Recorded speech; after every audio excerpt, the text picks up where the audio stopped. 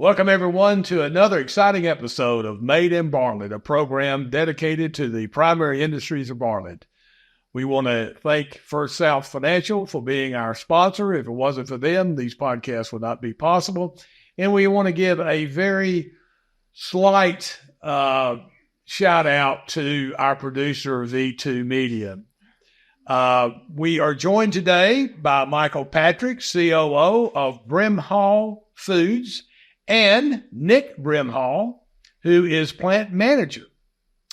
And we're going to be talking about Brims, Brimhall Foods. Now, everyone knows it as Brims Snacks, right? Yeah. But the official name is Brimhall Foods. Yeah, the company legal name is Brimhall Food Company, Inc. So there you go. Now you got the legal name. AKA Brims Snacks, yes. Right? Okay. So, not being a native of Memphis, but living here for the last 3 decades, I'm very familiar with Brims products. And my wife and I take turns in talking about which product we like the most. But I can bring home about any Brims product and my wife will eat it. Okay? But we're primarily focused on the pork rinds and the popcorn. And but we're going to get into the products line a little bit later. But I want to talk about the history of Brims, and I'm going to let Michael talk about that because, Michael, you've been around 2 or 3 years. A few years, you probably know a little bit about the company and the founding, and Terry, who could not be with us today because he's playing golf or something. But anyway, Michael, could you give us a little history? I can give you the best that I know. Okay. It's the best story I can come up with. That'd be fine. So Terry was working his way through college, and he's, trying to find some way to become gainfully employed or at least make some money, and starts selling just snacks. He's basically delivering snacks out of the back of a pickup truck, a lot to vending companies and such. Not the snacks that he's been making. No. At this point, he's just buying and selling product. Okay. And he starts selling pork rinds. He found about pork rinds and decided that might be something he could make some money with. So he starts buying and selling pork rinds. He grew that business to the point where, it felt like it was reasonable or might be profitable to actually start the manufacturing. And so in 1982, around June of 1982, him and Becky started manufacturing pork rinds at a place on Highway 70, a little building on Highway 70. Becky, his wife. Nick's mother. Okay. That could have been really awkward right there. Just way to step out on faith. It's all good though. Go ahead, Mike. So they're making pork rinds, start making pork rinds in 1982 over on Highway 70, still in Bartlett, but over there on Highway 70. Made them for 5 years at that facility. In 1987, bought the property and built the first part of the plant, or I guess the first plant of the first building in 1987, and moved into that in June of 87. And so we started at the location we're still at now. Since then, we've just added on to that facility to make it bigger. And you are actually, Brimhall was a second tenant in Bartlett Corporate Park. I believe that's what I heard too. I think the original brother facility was the first, is my understanding. No, correct? Actually, Not? It was Okay. Richards Medical. Okay. Which is now Olympus. Yeah, I know what you're talking about. And then brother came in. That's right. They were second, and then y'all were third, I believe. Okay. Right. Yeah, but y'all came in. That was right June. behind. Yeah, June of 87. Yeah. So, how many square feet do y'all currently have? In Bartlett, we have about. I'm going to have to think about that real quick a second. About 100. Close to 200,000 square feet. Okay, right there. Right there. Yeah. Oh, okay. So there's 150,000. Yeah, about 150,000 on the main property. Then across the street, we lease about 50,000. And about how many employees do you have? Less than 100. Okay, really? Yeah. You make all these products, less than 100 employees. Keep Nick busy. And Nick, you're the plant manager. Yes, sir. So that means you're kind of get your hands involved in the manufacturing of these products, right? Yes, sir. Do you want to give us a little history about as Michael said, you started off with the pork rinds. The plain pork rinds, and a quick little story on that one. My dad was given the idea to sell that from Kimmons Wilson with Holiday Inn. Really? Kimmons had several businesses, tons of businesses. One of them he was making or selling some candy at that point in time, and Dad had sold some stuff for him. And one day Dad was at Kimmons' office, and someone had sent Kimmons some pork rinds. Kimmons gave them to my dad and said, hey, you might want to look into selling these. So Dad started selling those, and they took off. Really? Right. Huh. Well, that's interesting. I had the pleasure of meeting Wilson Kimmons in his later years. But, yeah, he was an entrepreneur for sure, and he had his hands in everything. In fact, he had kind of a vertical operation there with Holiday Inn because they made everything from the furniture to about everything you put in stationery. Yeah. Everything. Yeah. So, okay, so you started with the plain pork rinds, and then naturally added in seasoned items. And then we moved into making popcorn. Okay. And we've moved into making extruded snacks as well. So all these products that you see lined up here, and I'm going to sample some later, y'all, and tell you which one I like the most. They're all made in Bartlett. Yes, sir. And Michael, is your background, and you've been with the company, like I said, 3 or 4 years. So, you know, the trend, well, the industry overall. I mean, when you think of snacks like, you know, potato chips, Fritos, and all that stuff, of course, they're coming from one company primarily, Frito-Lay. Okay. I mean, they dominate the market, I guess. Yes. In fact, what percentage of the market would you say they have? I think it's 80%, somewhere around there. So, and I know that, you know, my little experience in my past history with working in convenience stores and food markets, that shelf space it's all about shelf space, right? Yes. So, you know, you're competing with Frito-Lay because they're going to come in, they're going to take all the shelf space, right? So how does Brims compete with people like Frito-Lay? Well, we're just trying to pick up, you know, what we can get out there that they've left on the table for us. So, I mean, we have different items than they carry, different flavors than they carry. And again, we're also probably more of a value product than what you're going to buy from Frito-Lay. Okay. So, yeah, Frito-Lay is not in the pork rind business. They have pork rinds. They do? They do have pork rinds. Huh. But again, they are not normally a value purchase. Say it that way. I like that description of value purpose, value product. Okay, so let's talk about the manufacturing process. Okay, right. Nick, you're good at ready. this, right? Okay, Well, we'll find out. he's been reading up on this, and now I've actually toured the facility. Okay, and I think I was there when the popcorn was being made. Okay. Sure. Okay, and I know that you've got 2 or 3 assembly lines. Yes, sir. Okay, now are all these products made on those assembly lines? They are. They're made pretty much every day. The flavors may change, but we're running pork rinds, extruded snacks, and popcorn every day. Really? And how do you keep those flavors separate? Just through different, standard operating procedures of running in order, cleaning in between runs, just different procedures we have to make sure flavors and allergens aren't cross-contaminated, all that stuff. A lot of cleaning. A lot of cleaning. And there's distinct lines, Right. Pork rinds and cracklings on a whole different section of the building. Different end of the building than our core. Okay. They're completely, separate ends of the building. Because I know you, depending on the wind direction on a given day, you can kind of know what you're making at the time, right? Sure. You're lucky enough to drive by. That's right. Yeah, well, I drive by quite a bit. Actually. All right, we see you standing outside a lot. Well, I'm hoping y'all Feel free to knock and come on in sometimes. Well, I might do that sometime. I'm just hoping your truck will door open and some snacks will fall out. You get free smells. Yeah. So, okay, let's talk about, because y'all are the only snack company in the Mid-South that I'm familiar with. I mean, it's definitely the best. Well, definitely that. I know that. That goes without saying. But he said it. But and how? Okay, so and if I'm getting into sensitive area, let me know. But who's the potato chip guys down in Birmingham? Golden Flake. Golden Flake was Flake. there. That Okay. plant's closed now. Yeah, they've closed. Oh, They they closed that closed that plant.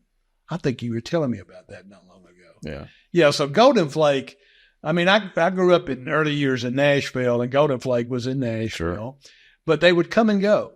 And I noticed here in Memphis, they would come and go. You'd see them on the shelf for a while, and then they'd gone. But now they're back. Okay. So they're competitors of y'all's Yes. besides Frito-Lay. Is there anybody else out there?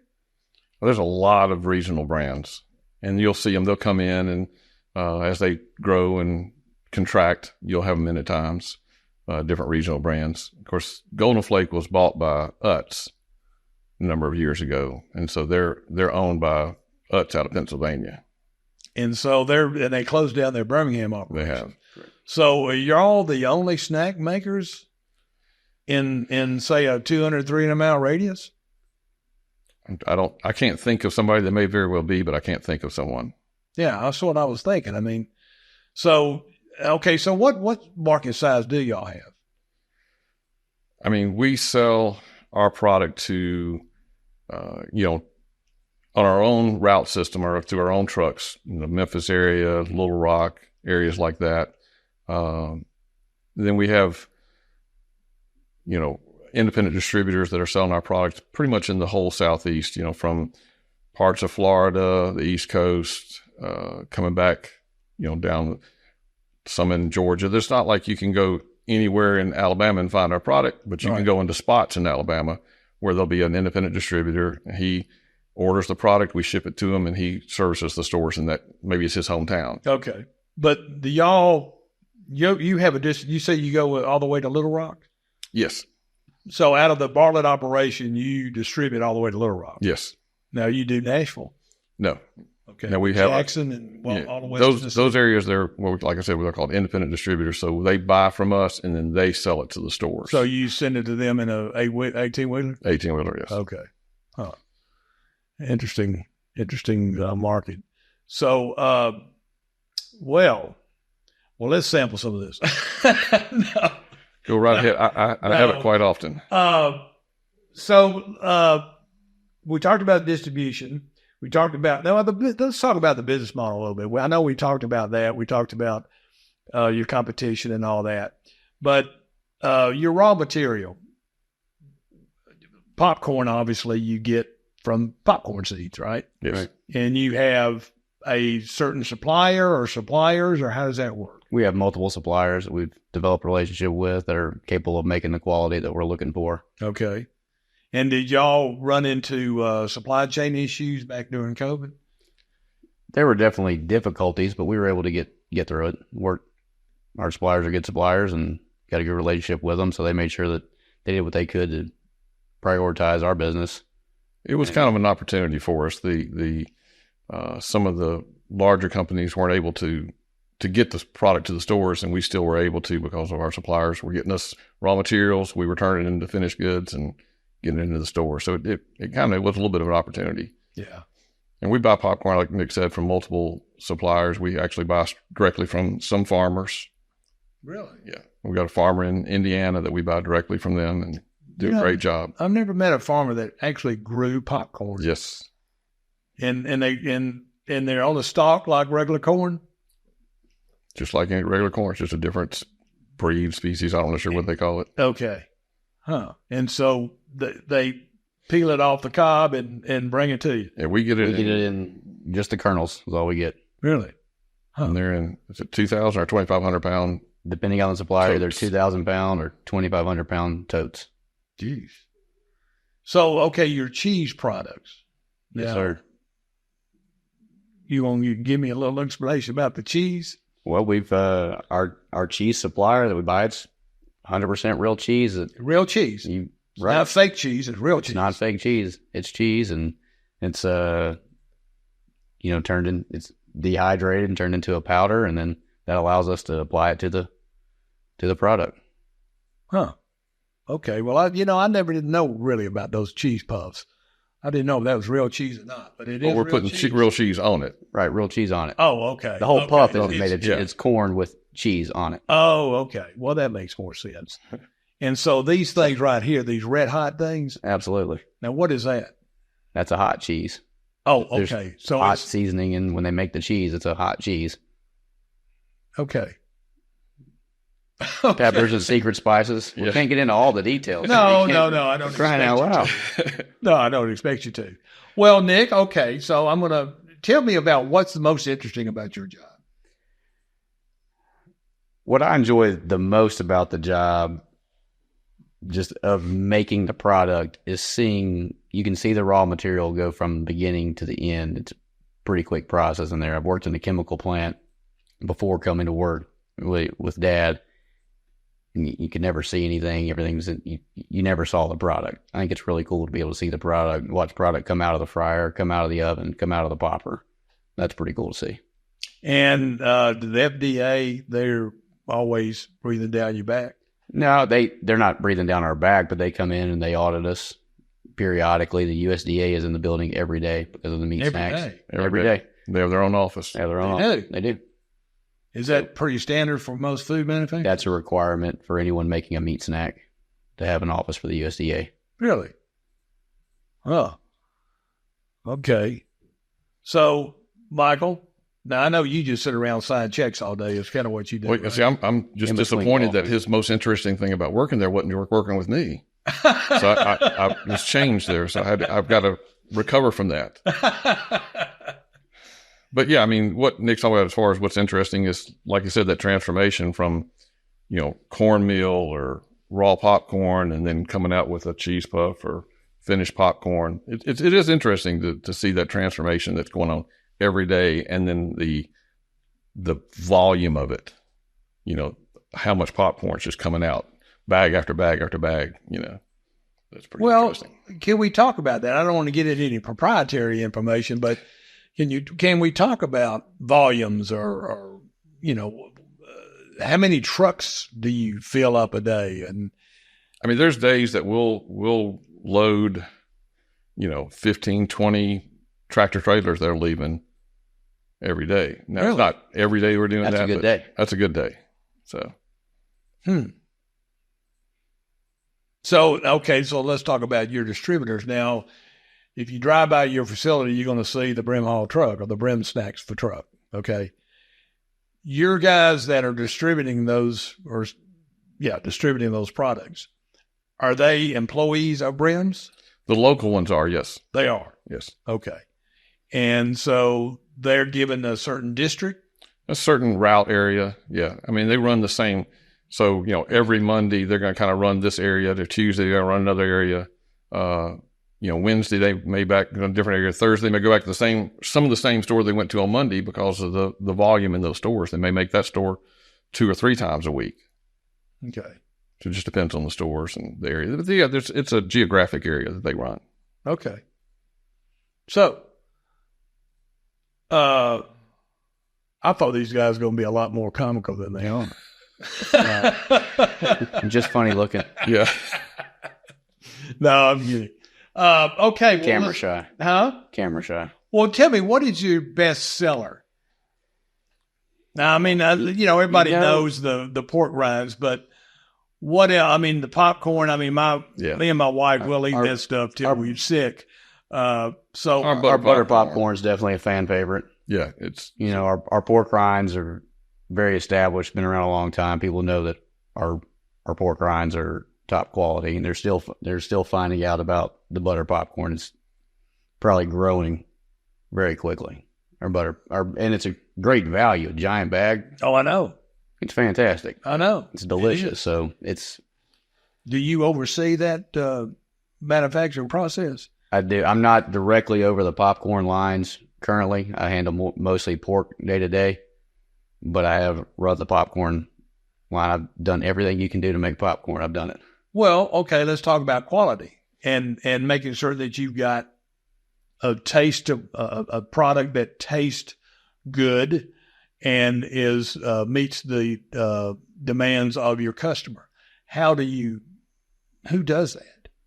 Well, we've got very specific recipes, and we've got some fantastic teammates that are following those recipes very closely every time, and a great team of QC techs that are checking it to make sure everybody's, following the recipe every time. So do you invite people like a stranger like me to come in and sample some of your foods? Well, not anyone that strange. No. Okay.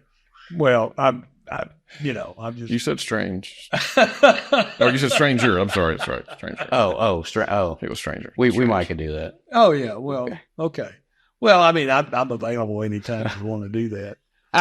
Yeah, the QC, we have a whole QC team. They're testing, different parameters every 30 minutes, every hour. There's different things that they're testing for. I mean, it's a fairly large QC team. They're always checking. I mean, it's their entire job is to be testing product as it's being run. So they're at the end of the assembly line eating your product? No, I mean, they're always beginning, middle, end. We're checking stuff all the time. We're checking to make sure that the materials that came in match the specs they're supposed to be. They're checking to make sure equipment's at the right settings, checking to make sure the right ingredients were measured out in the right amounts, mixed the proper way, applied the proper way, making sure bags are sealed properly, making sure they weigh the correct amount and that they're packed the right way. Okay. So all the way through. It takes a lot of effort and focus to make sure stuff comes out the exact same way. Oh, I bet it does. Yeah. There's two little laboratories, we call them two labs, where they do the testing in. Okay. So you got QC techs running from the pork rind department, QC techs on this end of the building where the popcorn extruded is made, and they're doing checks all the time. And the operators themselves making the product are also doing different checks themselves throughout the whole process. There's a lot of checks being done. There's a lot of checks. So is the products, are some of these products seasonal? None of these products are seasonal. We do make some seasonal items. Okay. But most of what we do is year round. Yeah. Customers love it so much they throw a fit if we only gave it to them 1 month a year. Really? That would be bad. Riots, everything. That would be. Yeah. But one thing is, would like pork rinds sell better in the wintertime or summertime? In other words, your volume stays consistent, or do you see a trend in a season? When I mean seasonal, I'm talking about like summer months versus winter months and that type of thing. From a sales standpoint, we really like football season. Yeah. I feel like sales pick up during football season. By the way, what's your favorite college team? Mississippi State, of course. Oh, and Michael, yours? Memphis. I mean, Memphis. we're in Memphis. Come on. I mean, it's really. Like, have to pretend. As long as Memphis isn't playing Mississippi State, I'll cheer for Memphis. But Mississippi State's number one. Okay. Well, speaking of Memphis, do you sell your product at any Memphis sports games? I honestly, I don't even know if we're selling anything inside of the stadium or anything at this point. Of course, we are a sponsor of the Liberty Bowl, and we try to do our community events when we can. Okay, y'all sponsor the Liberty Bowl? We're a sponsor of the Liberty Bowl. Oh, a sponsor. Thank you. The official snack sponsor? Or? Absolutely. We're the official pigskin. How's that? That's good. I like that. Yeah. It wasn't mine, but I'll take credit for it. Yeah. Right now. Oh, okay. Well, we don't want to give my brother credit for that. I mean, it may have been his idea, but I'll take it. I think Me and Michael will share credit. I believe that was Luke's. Yes. Yeah, well, as you can see, these guys are very serious about their jobs here. All the time. Yeah, all the time. Hey. So okay, tell us some things that's on your mind that you want our viewers to know about your product. Other than that, you want them to buy them. Well, yeah, we're a little under budget this week, so we need everybody to stop. Got to stop. Stop on the way home. Stop on the way home. Local convenience store, snag a bag, or 2 or 3. That's right. 2 or 3. Yeah, okay. that'd be great. Yeah. I'd appreciate it. Yeah. Well, I think we've gone through about everything we can talk about right now. Okay. If y'all want to make a sales pitch, do you want to open up any of these bags and It's your the hottest thing you have over there that John can try? Man, we didn't bring the really hot we one. knew John was a little bit of a sissy, so I didn't bring all the really our hottest stuff. We brought the hot, but not the very hottest product. you got a very hot one? We do. We got a fiery hot item. Yeah. Well, now that one looks That's pretty red. hot, but that's not fiery hot. You got a fiery hot. Yes. Fiery hot. It's not for kids, It's not. but they love it. Well, I might go into shock or something. So Oh, well, let's get those out. Yeah. You got a cup. Yeah. You got something in that cup. Sweat, just a little. no, I do have this condition, and certain foods hit me in the wrong way, and I may faint. So, but I do like your soft, warm, hot pork rinds. Okay. I don't know about the fiery hots though. That kind of worries me. Scare you? Michael. It scares you?